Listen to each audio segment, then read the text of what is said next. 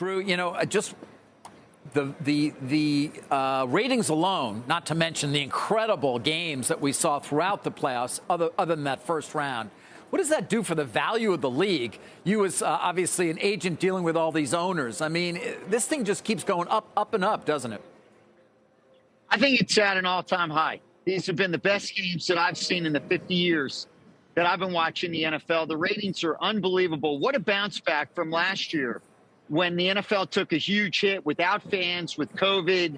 I mean, this is just super exciting to see great games, the fans back, the NFL ratings sky high. The NFL couldn't be in a better place. All right, so what would you rather be, an NFL owner or an NFL player at this point? Definitely an NFL owner. I mean, those guys are billionaires. Every franchise is worth at least $1 billion at this point, and more. And the best NFL players, unfortunately, cannot compete with, unless you're Tom Brady. And we're going to be talking about him, obviously. It's hard to compete with the NFL owners.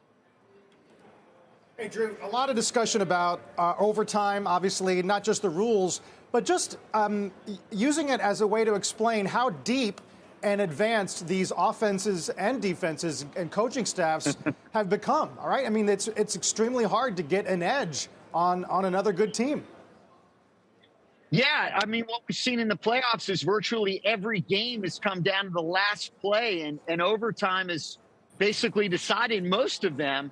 And that's because you're right. The NFL teams are so good at the top. The coaching is so excellent. And the line between the teams is so fine right now that it literally comes down to who's got the ball last is the winning team. It's great. It's exciting. And it goes to show you how important a great quarterback is in the NFL today. It's no coincidence that the best teams, the teams that made it to the Final Four, had outstanding quarterbacks and had great offensive head coaches. Yeah, I mean, I just want to dig into that a little bit more, Drew. Is Tom Brady going to retire? And I guess just as importantly, is this an end of an era and the start of a new one in terms of, I guess, a generational shift at quarterback, given some of the other retirements we're seeing, too? I haven't talked to Tom Brady about his retirement, but everybody that I talk to seems to feel that the retirement is imminent. And I know that his camp pulled back on all the reports, probably because the timing wasn't great going into the playoffs and probably didn't want to upstage that. But my guess is it was too prevalent, the reports about him retiring. I have to believe it's going to happen.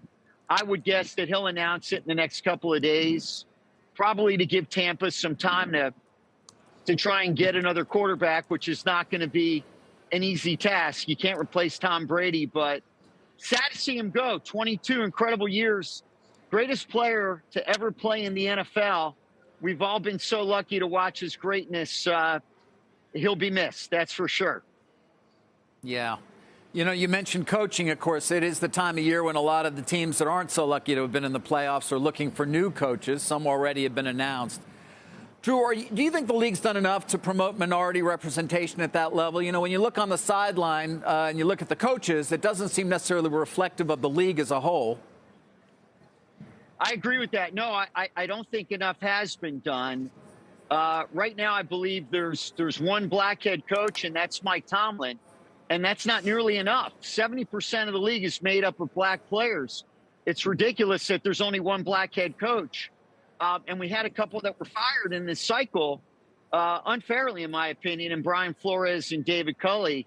I think the league has got to do more to promote it. And, they're creating incentives with draft picks and things of that nature.